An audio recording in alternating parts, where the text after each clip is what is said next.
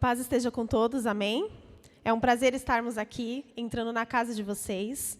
E eu gostaria de deixar um versículo que está em 1 Coríntios 13:13. Assim, permanecem agora estes três: a fé, a esperança e o amor. O maior deles, porém, é o amor. Acho que nesses tempos que estamos vivendo, temos que ter esses três pilares: a fé, que tudo vai voltar ao normal; a esperança em Deus, apenas nele, que pode trazer a cura, a libertação do nosso mundo; e o amor, que é o mais importante. Amém? Que nós possamos amar uns aos outros, assim como Jesus nos ensinou, assim como está na Bíblia.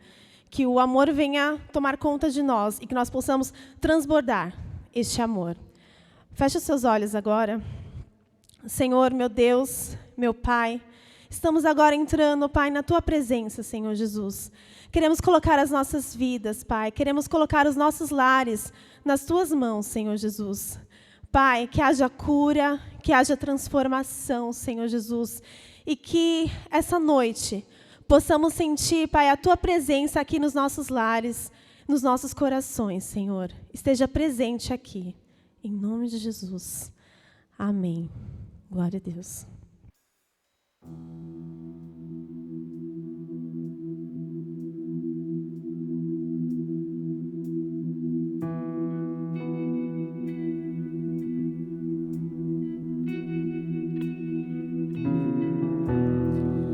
Não há nada igual, não há nada melhor a que se compara a esperança viva.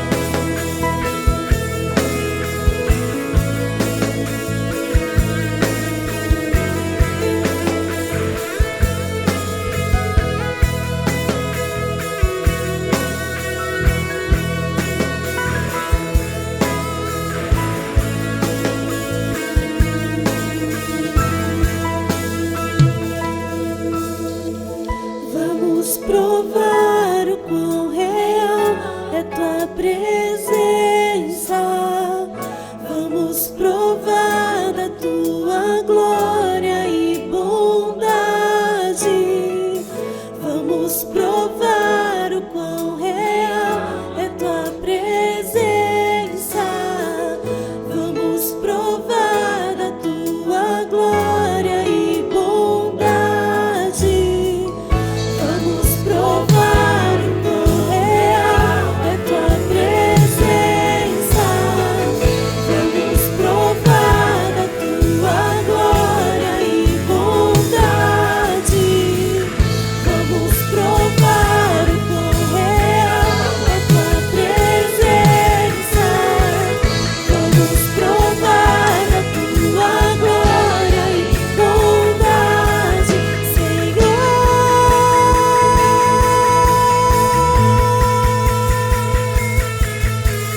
Santo Espírito, és bem-vindo aqui.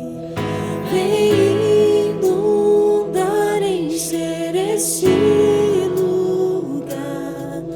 É o desejo do meu coração. Sermos inundados por tua glória, Senhor.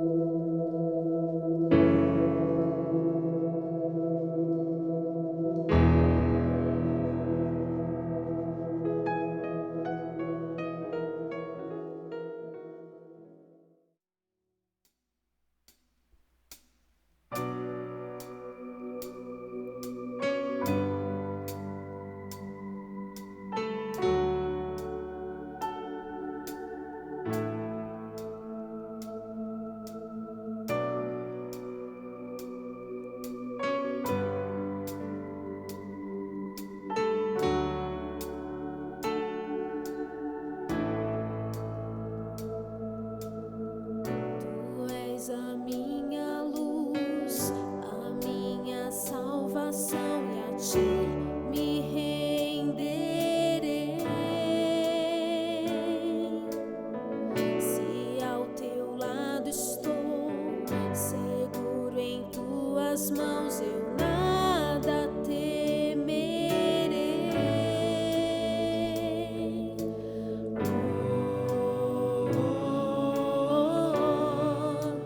Tu és santo, ó Senhor.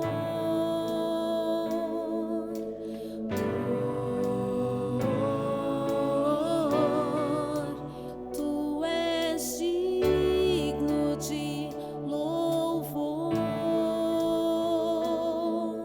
Só em ti confiarei, eu nada temerei.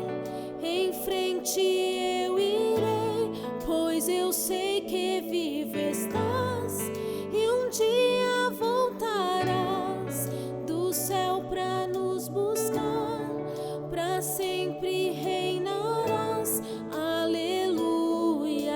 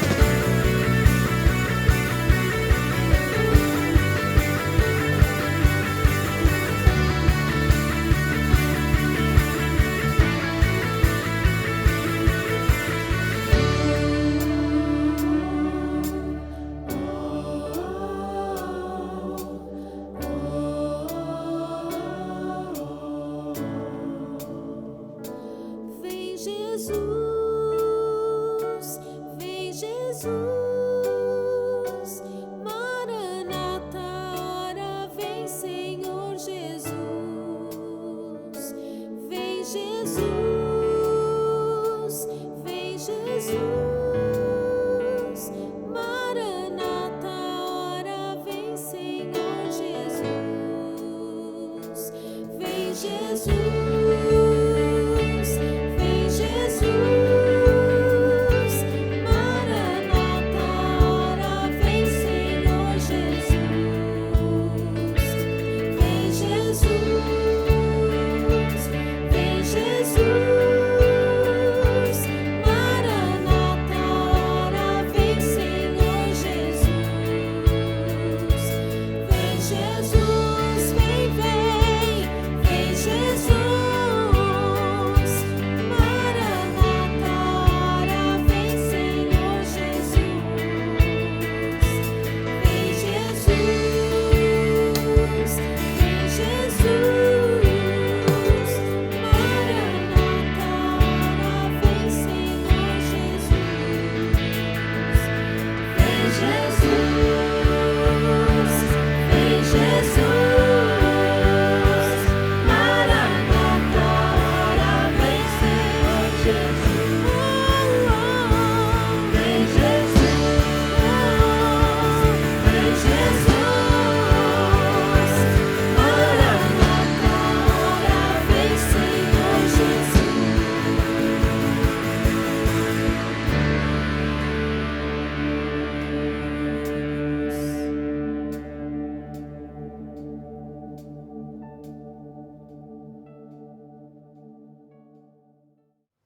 Olá, queridos, paz seja com todos.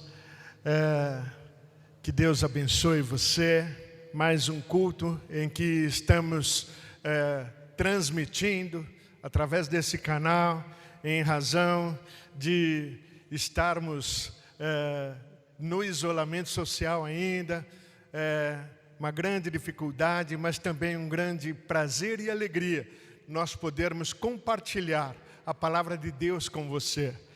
Hoje o texto da palavra de Deus que leremos encontra-se no livro de 2 Samuel. Segundo livro de Samuel, capítulo 14. Eu vou ler alguns versículos e vou pular alguns outros versículos para que a leitura não se torne extensa. Do 1 até o 8, diz assim: Conhecendo, pois, Joabe, filho de Zeruia, que o coração do rei era inclinado para Absalão, enviou Joabe a Tecoa e tomou de lá uma mulher sábia e disse-lhe: Ora, finge que estás de luto, vestes de luto e não te unjas com óleo, e sejas como uma mulher que há muitos dias está de luto por algum morto. E entra ao rei e fala-lhe conforme esta palavra. E Joabe lhe expôs as palavras na boca. E a mulher tecoíta falou ao rei e, deitando-se com o rosto em terra, se prostrou e disse: Salva-me, ó rei. Disse-lhe o rei: Que tens? E disse ela: Na verdade sou uma mulher viúva, e morreu meu marido. Tinha, pois, a tua serva 2 filhos, e ambos estes brigaram no campo, e não houve quem os apartasse. Assim, um feriu ao outro e o matou. E eis que toda a linhagem se levantou contra a tua serva, e disseram: Dá-nos aquele que feriu a seu irmão, para que o matemos, por causa da vida do seu irmão, a quem matou, para que o destruamos também ao herdeiro. Assim apagarão a brasa que me ficou, de sorte que não deixam a meu marido nome nem resto sobre a terra. Versículos 12 a 14 diz assim: Então disse a mulher: Peço-te que tua serva fale uma palavra ao rei, meu senhor. E disse ele: Fala. E disse a mulher: Por que, pois, pensaste tu uma tal coisa contra o povo de Deus? Porque falando o rei tal palavra, fica como culpado, visto que o rei não torna a trazer o seu desterrado. E a partir do versículo 18 diz assim: então respondeu o rei e disse à mulher: peço-te que não encubras o que eu te perguntar. E disse a mulher: ora, fale o rei, meu senhor. E disse o rei: não é verdade que a mão de Joabe está contigo em tudo isso? Respondeu a mulher e disse: vive tua alma, ó rei, meu senhor, que ninguém poderá desviar nem para a direita, nem para a esquerda, de tudo quanto o rei, meu senhor, tem dito, porque Joabe, teu servo, é que me deu ordem, e foi ele quem pôs na boca da tua serva todas essas palavras, para que eu virasse a forma desse negócio. Joabe, teu servo, fez isso, porém, sábio é meu senhor, conforme a sabedoria de um anjo de Deus, para entender tudo o que há na terra. Então o rei disse a Joabe: eis que fiz isto, vai, pois, e torna a trazer o jovem Absalão. Então Joabe se prostrou sobre o seu rosto em terra, se inclinou e agradeceu ao rei e disse: hoje conhece o teu servo, que achei graça aos teus olhos, ó rei, meu senhor, porque o rei fez segundo as palavras do teu servo. Levantou-se, pois, Joabe e foi a Jesur, e trouxe Absalão a Jerusalém. Senhor amado, fala conosco por intermédio dessa palavra, Pai. Atenta para a necessidade de nós, cada um, teu povo, Senhor, para que façamos conforme a tua vontade, no que tange aos necessitados que nós vemos nesses dias. Oramos no nome de Jesus, para a glória do Senhor. Amém. Amém. Essa história que acabamos de ler, ela nos dá a dimensão das dificuldades que temos de como podemos conhecer as necessidades de alguém. O tema que trataremos agora é conhecendo a necessidade de alguém. E nós percebemos que existem pessoas cujas necessidades são visíveis aos nossos olhos, mas outras pessoas, nós não podemos sequer perceber as necessidades que esta pessoa atravessa, embora sejam necessidades gritantes. Existem categorias de pessoas que elas são o exemplo de pessoas necessitadas. Elas tipificam a necessidade de alguém pela sua condição. Eu quero falar com vocês acerca das viúvas, porque a Bíblia fala que existe a necessidade de cuidado dos órfãos, das viúvas. Quando a igreja iniciou, lá no livro de Atos, a igreja sofreu a acusação de não cuidar de órfãos e de viúvas no seu ajuntamento de pessoas. Pelo que se fez necessário uma reunião, lá no capítulo 6 de Atos, narra que elegeram-se diáconos, para que estes cuidassem das necessidades das viúvas e dos demais necessitados. Mas nós vemos o apóstolo Paulo ensinando a Timóteo, um jovem pastor, como ele deveria se portar diante dessa importante missão. Ele dizia o seguinte: se algum crente ou alguma crente tem viúvas, socorra-as. Não se sobrecarregue a igreja, para que se possam sustentar as que deveras são viúvas. Porque existem aquelas que são viúvas de fato, no que tange às necessidades, mas existem viúvas que construíram laços familiares que lhe garantem sustento em horas difíceis. E esse era o objetivo de Paulo estabelecer norma que não sobrecarregasse a igreja de então. Mas me chama a atenção, e eu quero comentar agora, sobre duas viúvas no Velho Testamento. Uma que existiu nos dias de Elias e outra que existiu nos dias de Eliseu. Ambas eram mulheres necessitadas, mas de forma totalmente diferente uma da outra. A viúva dos dias de Elias era uma mulher pobre, e a viúva dos dias de Eliseu era uma viúva rica.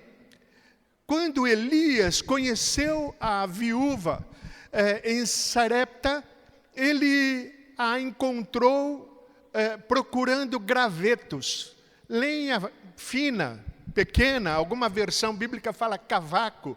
Ela tinha a intenção de cozinhar o pouquinho de comida que tinha, e com aquele graveto, e ela então aguardaria a morte com seu filho. Quantas pessoas que nós conhecemos, que ela se contenta com tão pouco, as suas necessidades são coisas tão irrisórias na sua dura realidade de vida. A alegria de um catador de papelão, por exemplo, quando encontra um metal nobre em meio aos seus achados, a simples carona que um andarilho recebe no meio do seu trajeto. E eu tenho uma experiência dessa. Quando nós começamos a obra aqui, a minha casa fica a 1 hora de caminhada até este lugar. E depois da metade do caminho, no Vale do Aricanduva, até chegarmos onde estamos aqui, é só subida. E eu estava naquele local, com a Bíblia na mão, para um carro, um automóvel, abre a porta, perguntando em que igreja que eu ia, e me ofereceu uma carona para que eu economizasse toda aquela caminhada. Foi um dia tão feliz para mim, era algo tão singelo, tão pouco para que aquela pessoa fizesse, mas representou tanto para mim.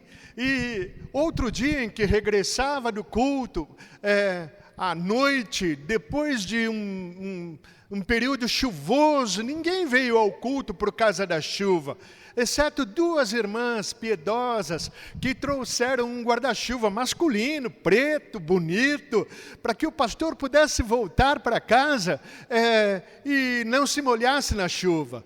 E eu voltei feliz, realizado naquele dia, porque aquela era uma bênção para aquele momento, tão importante para mim, você deve imaginar. Existem pequenos gestos que trazem grandes realizações na vida de algumas pessoas, mas você sabe que necessidade não se restringe apenas à pobreza, à necessidade financeira, a uma condição social. A viúva dos dias de Eliseu era uma viúva rica.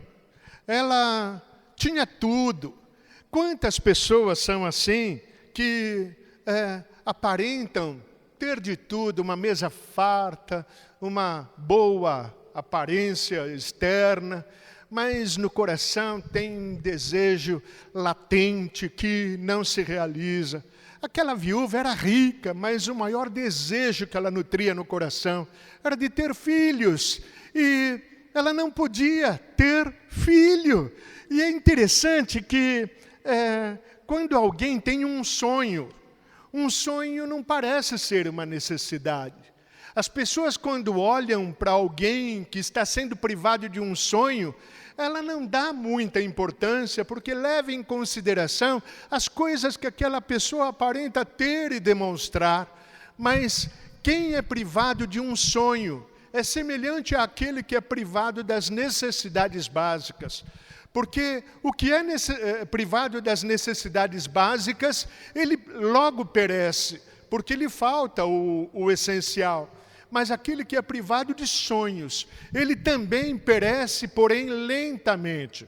Porque o sábio Salomão diz no livro de Provérbios que a esperança demorada enfraquece o coração, mas o desejo chegado é a árvore de vida. E quantas pessoas têm o coração enfraquecido por desejos que já não acalentam mais no coração?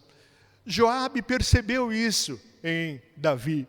E eu quero agora apresentar para você uma sinopse da história do drama de Davi, para que você entenda a leitura que fizemos hoje. Davi viveu alguns dramas familiares. Um de seus filhos, chamado Amnon, ele comete incesto com a sua meia-irmã chamada Tamar. Outro filho, chamado Absalão, indignado com esta situação, nutriu ódio de Amnon. Ódio que, passado algum tempo, terminou num homicídio. Absalão mata Amnon e foge. E uma tragédia terrível na família. Mas Davi, ele ficou indignado, e não é para menos. Mas o tempo passou. E quando ele esteve consolado acerca da falta de Amnon, que era morto, ele também sentia saudades de Absalão. E o seu coração não era mais o mesmo, por conta da saudade do filho que foi desterrado. E Davi tinha um general que era muito amigo. E ele quem nos dá a lição de hoje, porque ele percebeu o que faltava na vida de Davi. Davi tinha de tudo. Davi não era uma pessoa perfeita, mas para que alguém consiga viver em paz e realizado, ele também tem sonhos, desejos a serem concretizados. Davi, mesmo sendo rei, ele não conseguia ter a alegria completa no seu coração por conta de um filho do qual ele sentia saudades, mas ele, querendo fazer justiça e não abrir mão da sua posição de monarca, ele se recusava a trazer o filho que fora para longe. E Joabe, então, ele tem uma brilhante ideia. Ele vai até a cidade de Tecoa, e ele pega, a Bíblia fala que era uma mulher sábia. Ele chama uma mulher que soubesse representar bem. E ele disse, você vai se fingir de luto, você vai pôr vestes de luto, e você vai contar esta história para o rei. E a mulher então se apresenta conforme a história que lhe fora ordenada que falasse. Ela diz para o rei Davi, olha, eu sou uma mulher viúva, e eu tinha 2 filhos, mas eles brigando, um matou o outro, e agora os vingadores da morte do meu filho querem que eu entregue o meu filho homicida para que eles façam justiça. E o nome do meu falecido marido vai ser apagado da terra. O que vai ser de mim?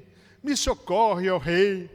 E o rei, então, fazendo uso das suas prerrogativas de monarca em Israel, ele determina, ele fala para a mulher, fica tranquila, ninguém vai pôr a mão no seu filho. E ela, então, instruída por Joabe, ela diz a Davi o seguinte, ela fala, o rei, permita que a tua serva lhe fale uma coisa.